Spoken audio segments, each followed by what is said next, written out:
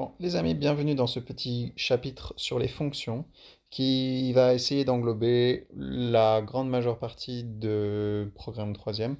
Donc, gardez en tête que les fonctions peuvent être représentées de trois manières différentes, d'accord? On connaît la représentation algébrique par l'équation, par exemple, f de x égale ax plus b. Donc, ax plus b, c'est une fonction affine.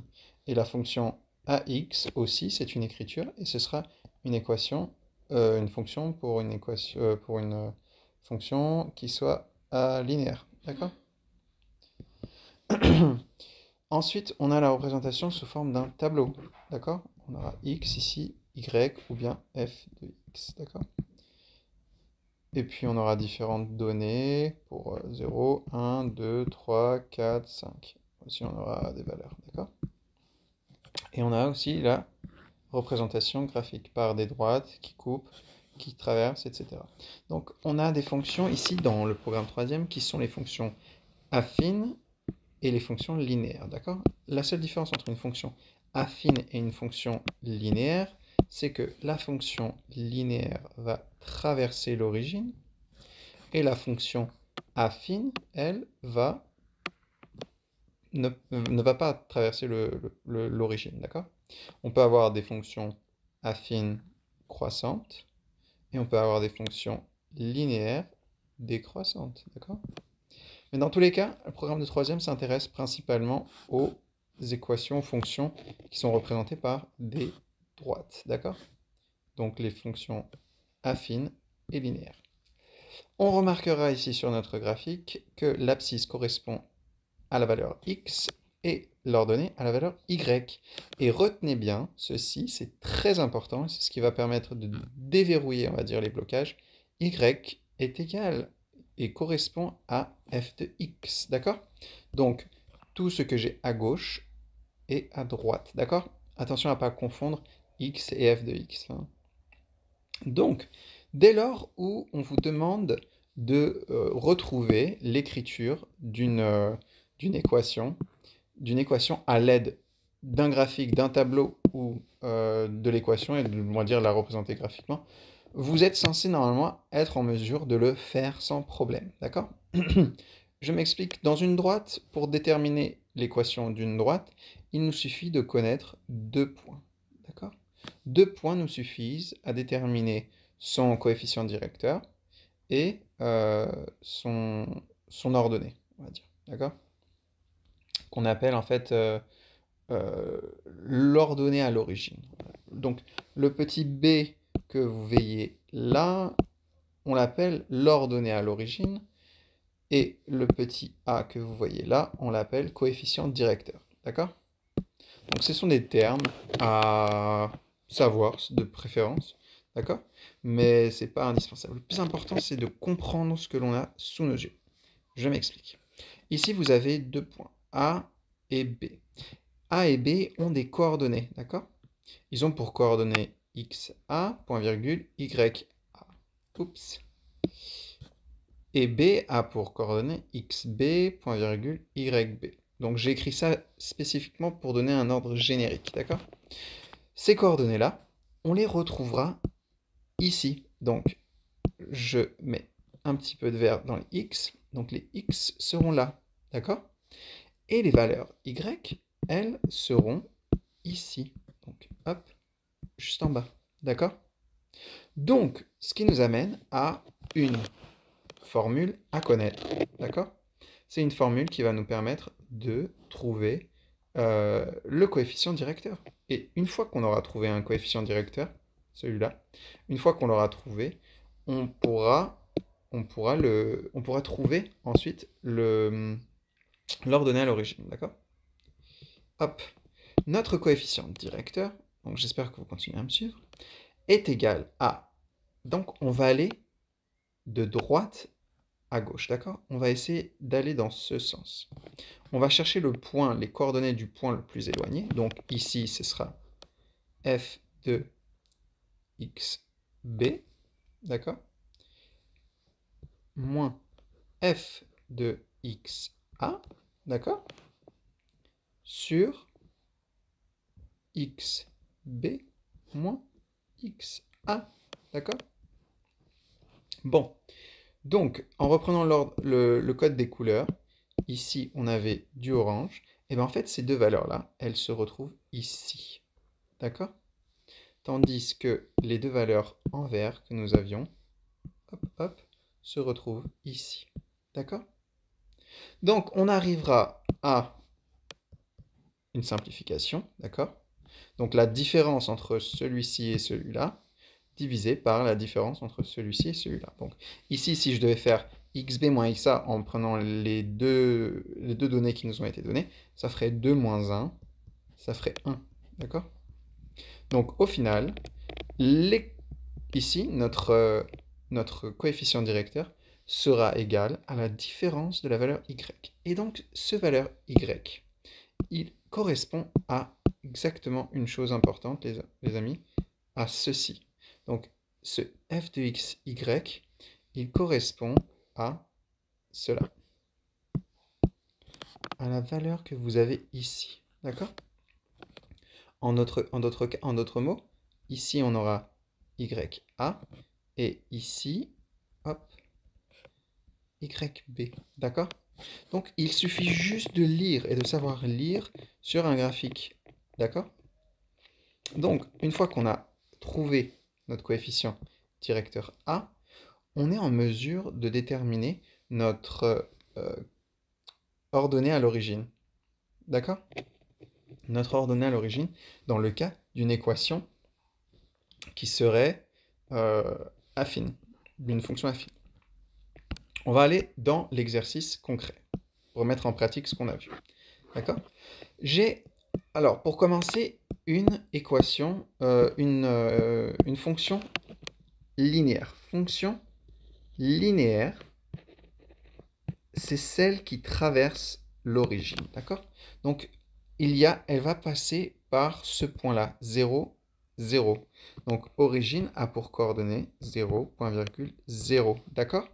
Donc, si je reprends l'équation de départ, j'aurai tout simplement pour ici, x, si je choisis de mettre xa pour 0, juste xb. Bref, je m'explique. On a besoin de retrouver, d'accord? L'exercice dit retrouver ou exprimer l'équation, d'accord? De la fonction linéaire, d'accord? Sachant, et là on ne donne que les coordonnées d'un point, que a pour coordonnées 22,16. D'accord? J'ai pris exprès un grand, on va dire, des coordonnées assez éloignées, pour vous montrer qu'on n'est pas obligé de refaire à chaque fois un graphique, ni de chercher avec sa calculatrice des informations, d'accord? Donc, voici comment on va se débrouiller. On commence toujours par « je sais que », d'accord? Je sais que la fonction est linéaire, d'accord?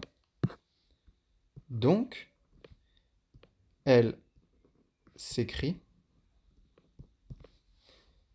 f de x égale ax, d'accord? Parce que c'est comme ça que s'écrivent les fonctions linéaires, d'accord?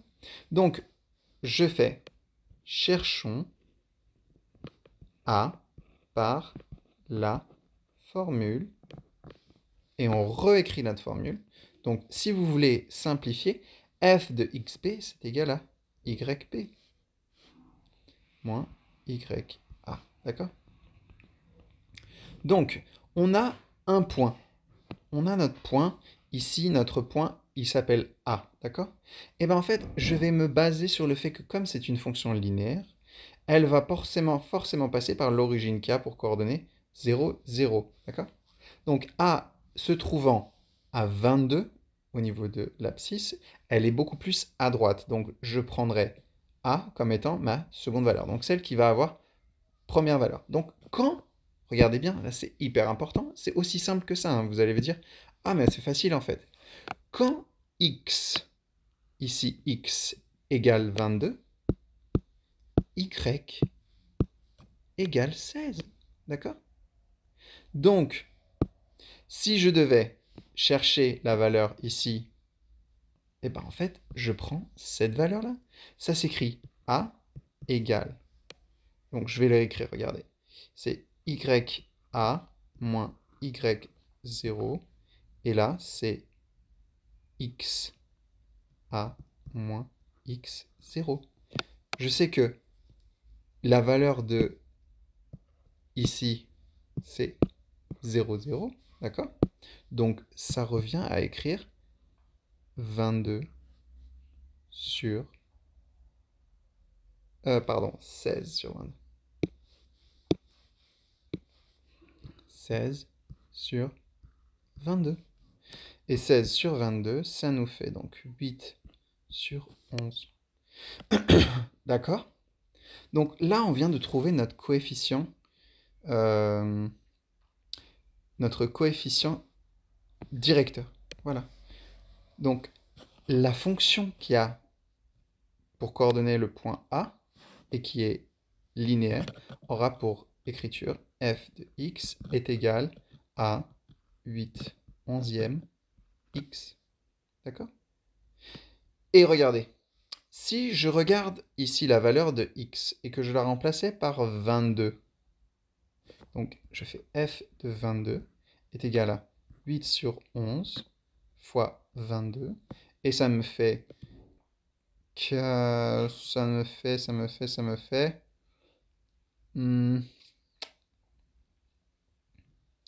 8 fois 22, 20,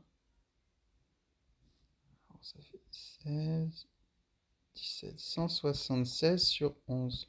D'accord?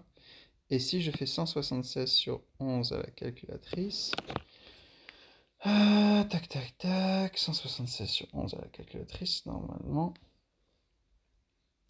Alors, calculateur, par 11, et je trouve 16. Hop, comme par magie, voilà. Bon, je l'ai fait à la calculette pour vraiment être sûr, parce que je me disais, tiens, c'est étrange. On peut diviser 176 par 11 et trouver 16. C'est quand même drôle. Bref. Là n'est pas le problème, là n'est pas la question. Vous avez vu, j'ai retrouvé 16 ici, d'accord? Donc c'est comme ça que fonctionne, on va dire, le mécanisme de trouver les équations, d'accord? Hop, je gomme. Hop. Donc vous avez vu, une fois qu'on a trouvé cette équation, une fois qu'on a compris, trouver l'équation, c'est bien, c'est facile. Fonction maintenant affine, d'accord? Donc la fonction affine, c'est pareil, hein, je commence, qui a pour coordonnées A et B, d'accord? On aurait pu très bien vous placer dans un tableau et vous donner deux valeurs, d'accord? Plus. Et vous aurez dû choisir, d'accord? Attention à ne pas tomber dans le piège d'avoir trop d'informations. Vous en choisissez que deux, et ça vous donne la même chose que si vous aurez choisi celui-là avec celui-là, d'accord? Alors, on a une fonction affine. Elle s'écrit, donc je repasse hein, le texte, hein, je sais qu'une fonction affine s'écrit sous la forme f de x égale ax plus b, d'accord?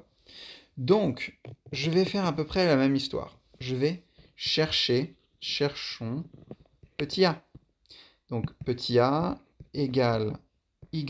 Donc, cette fois-ci, je sais que b, ici, il est plus loin sur l'abscisse des x. Donc, c'est b mon deuxième point. Donc, je vais commencer par yb moins ya sur xb moins xa. Ce qui me fait yb, ici, c'est 22, moins ya moins 16 sur xb 31 moins 22, d'accord? Et n'ayez pas peur, hein, si jamais vous voyez qu'il y a un chiffre, il y a une valeur qui devient négative, un coefficient directeur est négatif dans les équations, les fonctions qui sont décroissantes, d'accord? Donc un coefficient directeur négatif aura pour effet d'avoir comme apparence une droite décroissante, d'accord? 22 moins 16, ça nous fait 6. 31 moins 22, ça me fait 9. 6 sur 9, ça me fait 2 sur 3. D'accord? 2 tiers. Mon petit a vaut 2 tiers. Donc ça, c'est ma première information. Mais vous allez me dire comment je vais faire pour trouver mon petit b. D'accord?